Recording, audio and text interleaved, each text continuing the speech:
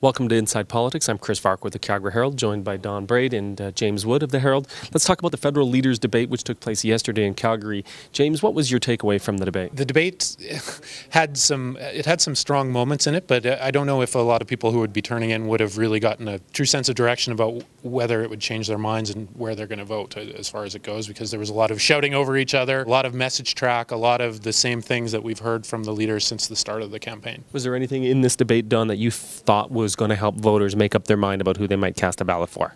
Well, yeah, actually, the thing itself was unwatched by millions and unloved by everybody else. It was a terrible debate, just awful, with lots of yelling, as James said, and everything. But I think people could get a clear sense of demarcation between the Conservatives and the Liberals. I mean, I think Trudeau did a good job of defining his ground, and it's not Thomas Mulcair's ground at all. I love hearing him criticize Harper's deficits when he promises to run intentional deficits. Three more, yes. So it's all rather contradictory. But I think there was some value to be gained from the people who actually paid attention and tried to listen through all the shouting, which was simply spoiled the debate. It was badly moderated, but you had to be real careful listener to get any meat out of it. That's for sure. Do you think that the three leaders did what they needed to do in this debate in terms of, did they check off all the boxes of who they were speaking to and the points that they wanted to make? Sure, I'm sure they had their talking points, and Trudeau particularly was just absolutely on message all the time, as was Harper. And Harper's message is, you got to hand it to the guy. He believes what he believes, and he's not going to change just because they might be in risk of going into a minority or even losing this election. At least I don't think he will. But it's the same message the voters have been hearing for 10 years, and maybe people are a little tired of it. We almost know what the word that's going to come out of his mouth next when it comes to spending, when it comes to taxes and all the rest of it. Mulcair, I don't think James agrees with me on this, but I thought Mulcair got a little caught in the middle with their rather ambiguous message of we will balance the budget, but we will spend a lot of money. James, I don't think you agree with that, but maybe. Well, I guess my take on it is that I saw Mulcair much stronger than in the first debate that was held in August, and we saw a bit of the flashes of what had made him the effective leader of the opposition, some of the prosecutorial style, but he also seemed at times prime ministerial, which I think was his intent in that debate. I would agree that all the leaders did check the boxes, so to speak. I'm wondering whether Trudeau at times got a bit caught in the contradictions of where he's been over these issues of the past little while.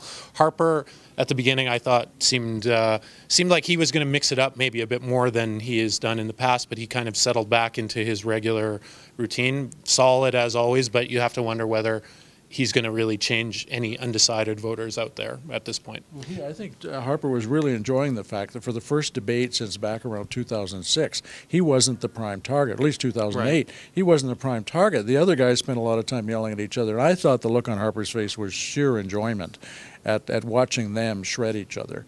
Mulcair, he shed that kind of cheery granddad thing he had during the first debate. I think they were trying to humanize him a bit then, and he was more like himself, which is, as you say, sharp-minded and quick on the issues. Because the three parties are so close in the polls, it struck to me like they were all trying to stake out their territory, and there almost seemed to be a little bit of desperation in the air last night. Was there any points that kind of stood out for you, James, in terms of the actual exchanges between the leaders? Well, I thought I think the asides from Thomas Mulcair, including the you'd know about that, Justin.